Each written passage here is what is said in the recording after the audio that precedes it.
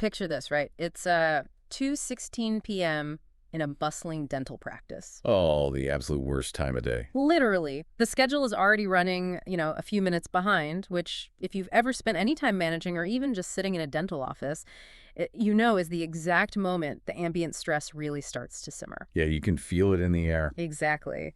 So a patient is checking out at the front desk, asking this incredibly complicated question about their insurance copay. Meanwhile, the intraoral scanner in Operatory 3 has suddenly decided it needs attention.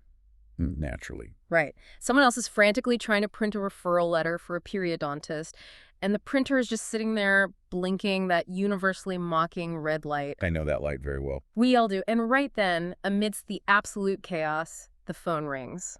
It's the perfect storm. The person who answers that phone is basically operating entirely on muscle memory, just trying to keep the ship afloat. Right. And the caller on the other end, they don't sound like, a cartoon villain. They sound completely calm, completely professional. They're not yelling or anything. No, not at all. They know the exact name of the practice. They know the specific, highly niche dental charting software you use. They say they're from your IT support vendor. And there is a critical security patch that needs to happen on the front desk workstation immediately, or the system is going to lock up. Which is terrifying when you're busy. Totally. But don't worry, they say. They can fix it in 60 seconds. They just need the team member to, quickly open a remote support tool, or maybe just read them a quick code that's about to pop up on their screen. Yeah, and it sounds so incredibly mundane. To the person answering the phone, it sounds like salvation. Yes. It sounds like exactly the kind of problem the practice desperately wants fixed right that very second so they can get back to their patients. Okay, let's unpack this. Because that polite, perfectly timed phone call is actually the tip of a highly sophisticated spear. Today, we are taking a deep dive into the surprisingly complex threat of fake IT support scams targeting dental practices. And it is a huge issue right now. It really is. Now, if you're managing a practice or overseeing IT for healthcare providers, you probably already know what social engineering is. But we are looking at the specific agency warnings and threat briefings from the FTC, the FBI, CISA, and some healthcare-specific cybersecurity guidelines to understand the mechanics of how these attacks actually work in the real world. Yeah, we're really digging into the details here. Right. Our mission today is to look at how these scammers bypass millions of dollars of enterprise-grade cybersecurity infrastructure using nothing but, applied psychology. And most importantly, we're going to explore a concrete, actionable framework to stop them. Because when you look at the incident reports in these agencies, you quickly realize this isn't about some hooded hacker furiously typing code to brute force a firewall. Like in the movies. Right, exactly. This is entirely about manipulating a conversation. Which is what makes it so insidious. When you read through the case studies and the documentation, it's basically a wolf in sheep's clothing. Except the sheep is a really helpful, slightly bored-sounding IT guy named Steve who just wants to get your blinking printer working again so you can go to lunch. Steve is very convincing. So why are these highly organized criminal groups specifically targeting the local dentist's office instead of, say, a multinational hedge fund? Well, it really comes down to leverage and operational dependency. I mean, a modern dental practice is entirely 100% reliant on a highly integrated web of technology. Yeah, you can't do anything without it. Exactly. Think about the physical environment. You have digital imaging, 3D cone beam scanners, the scheduling software, the patient portals, the payment terminals. It's a lot of tech. It is. And it all has to communicate flawlessly on the local network. If a hedge fund's email goes down for an hour, people complain. If a dental practice's imaging or charting goes down, patient care literally stops. Right. The practice cannot physically function. They can't even legally treat the patient in the chair if they can't access the digital chart to see their medical history or allergies. Wow. Yeah, that makes sense. And the scammers know that. They are exploiting a very real, very raw pressure point. The scam works so effectively because it borrows the language of help. It carries an implicit urgency, but it presents itself as the solution to a bottleneck. There's this common assumption out there, and you see it a lot in generic corporate security training, that if an employee falls for a phishing scam or a fake phone call, they were just being careless or, naive. Right, the blame the user mentality. Exactly. But looking at the reality of a clinical environment, it's completely different. A dental team is essentially a Formula One pit crew. Oh, I really like that analogy. The dynamic is very similar. Right. Think about it. If you're an F1 pit crew and the car pulls in and someone wearing a team uniform runs up and says, "Hey, that back left tire is loose, let me secure it," you don't stop the race. No, of course not. You don't ask to check their ID badge and call headquarters to verify their employment status. You step back and let them fix the tire so the car can get back on the track. You want to win the race. Exactly. The dental team isn't being stupid. The scammers are actively weaponizing the team's innate, hardwired desire to be helpful and to keep the practice running smoothly for the patients. That is a crucial distinction, and the threat briefings highlight this dynamic constantly.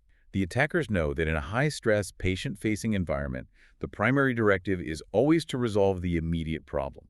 Which makes sense. Yeah. They aren't exploiting carelessness. They're exploiting a highly efficient work ethic. And because they are leveraging that specific desire to keep the race going, they have evolved their technical tactics to look incredibly legitimate.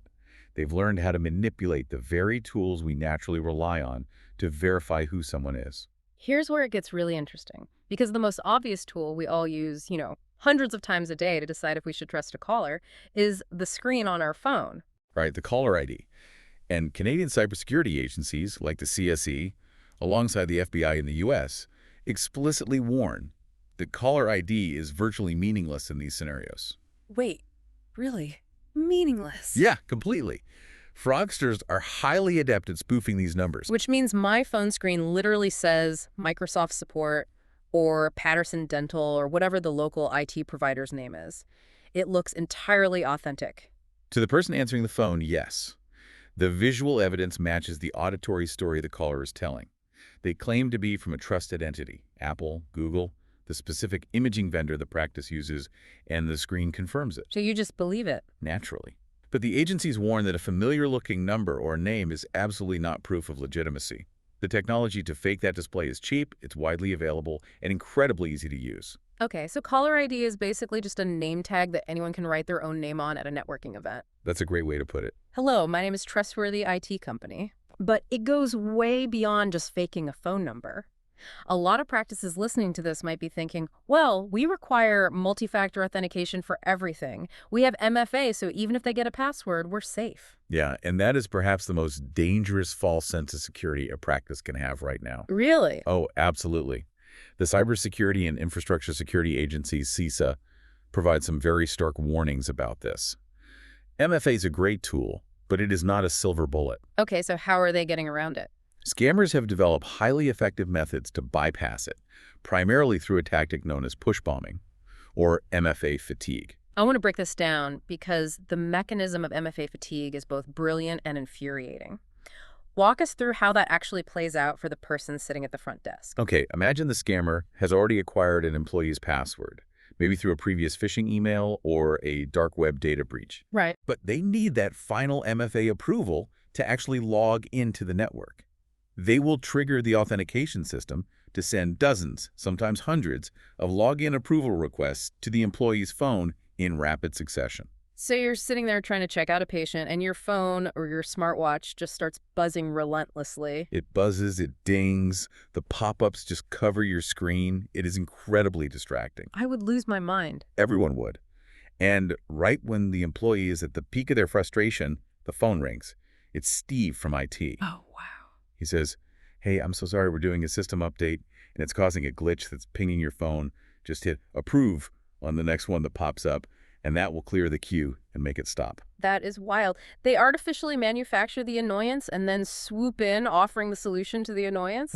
And by hitting approve to make the buzzing stop, the employee just handed them the keys to the castle. Or, if the practice uses a system that requires typing in a 6-digit code, the scammer just straight up asks the user to read it over the phone. They just ask for it. Yeah, they'll use security-conscious language to make it sound legitimate. They'll say, "For your security, I just sent a verification code to your screen. Can you read that back to me so I can authenticate that I'm speaking to an authorized user?" Oh my gosh. Using the language of security to defeat the security?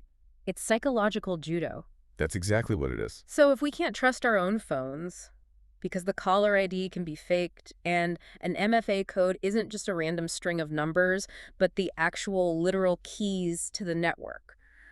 Well, what does this all mean? We have to talk about the fallout, because it's not just a matter of someone messing with the printer settings. Not at all. If we connect this to the bigger picture outlined in the cybersecurity frameworks, the realization that technical safety nets can be completely socially engineered away brings us to the real stakes. Which are huge. Right. If a caller successfully tricks an employee into reading that code or granting remote access, they are not in there to fix a jammed scanner. They are establishing a beachhead. Exactly. They establish remote access, and from there, they move laterally through the network. They aren't just on the front desk computer anymore. Where else are they going? They can access patient information databases, the financial systems, internal practice emails, cloud storage backups. And the second they cross that threshold, the practice isn't just dealing with a computer glitch.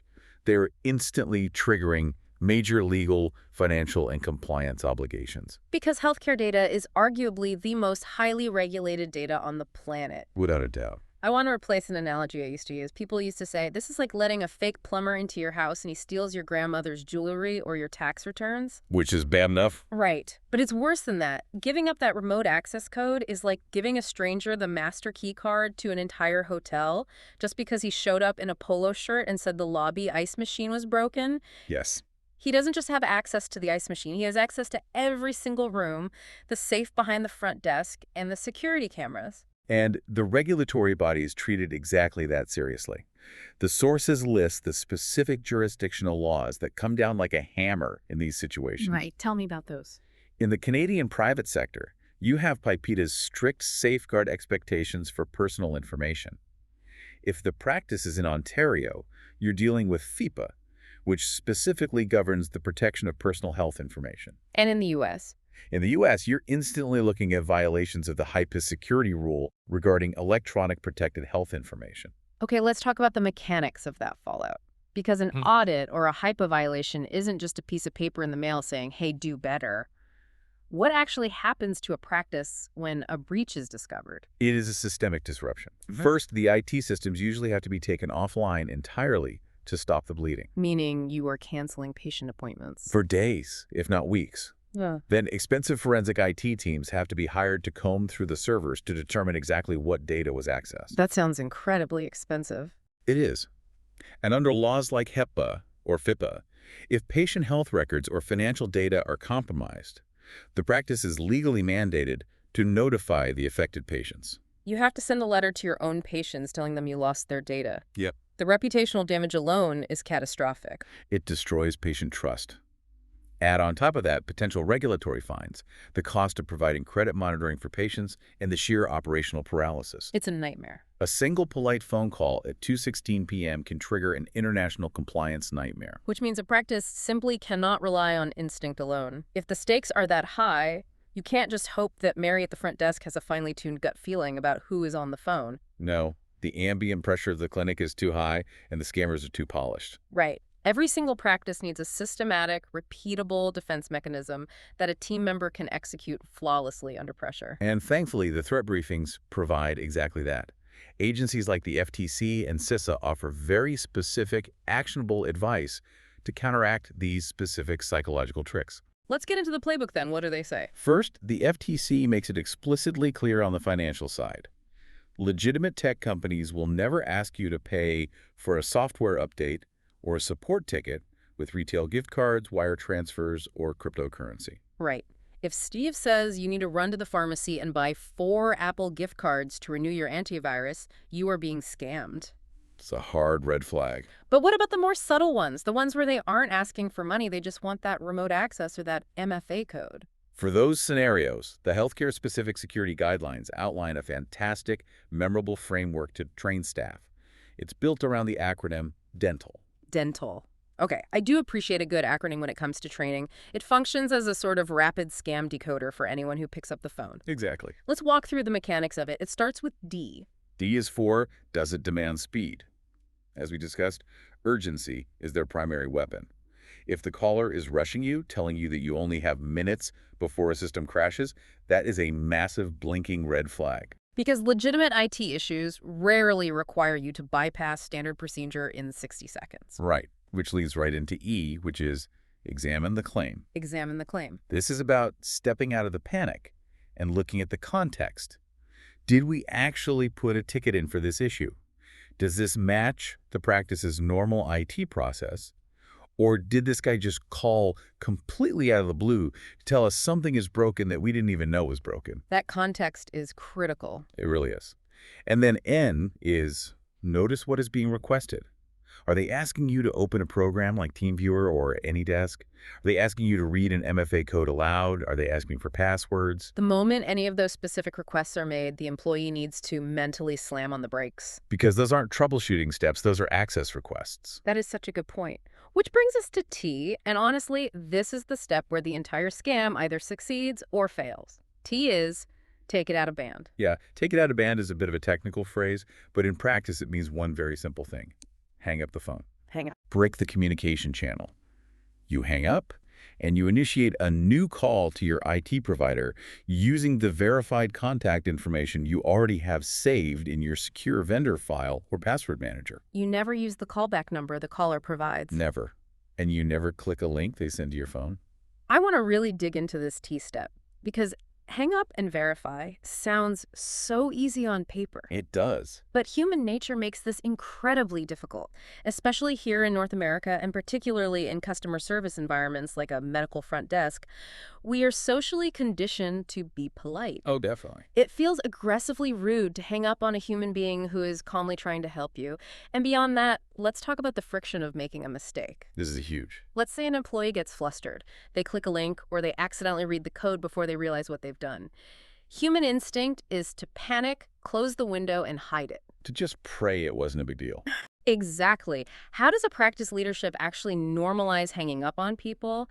And how do they get staff to report near misses without being utterly terrified they're going to be fired? This raises an important question, maybe the most important question of this entire deep dive.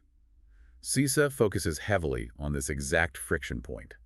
The dental framework is completely useless if the practice hasn't established a genuinely blame-free culture. Blame-free. That's a tough pill for some managers to swallow when the stakes are massive HIPAA fines. It is, but it's mathematically necessary for security. CISO recommends that practices must explicitly train staff to recognize and report phishing and social engineering without fear of retribution. Because if they're afraid, they hide it. Exactly. The leadership has to communicate clearly that hanging up on a suspicious caller isn't considered rude behavior. It is the official, mandated security protocol of the practice. So you have to take the emotional burden off the employee. If Mary hangs up on the caller, it's not Mary being abrasive. It's Mary executing standard operating procedure. Yes. And the best way to facilitate that is by giving the team pre-approved scripts. I love scripts. They're great. In the heat of the moment, the employee shouldn't have to creatively invent a way to politely end the call. They just recite the script. I'm going to verify this through our normal IT support process before we continue. Simple. Or, practice policy requires me to verify all IT requests using the contact info on file. I will call you back. And then they physically disconnect the call. That removes the guesswork. It gives them permission to be abrupt. Okay, so we've got D, E, N, T. What about A? A is ask. Is this normal for us? It's a final gut check. If the caller is demanding you bypass your standard local IT guy and download a totally new program right this second, that deviates from normal operations. Right. And finally, L. L is log it and escalate it. And this ties directly back to that blame-free culture we just discussed.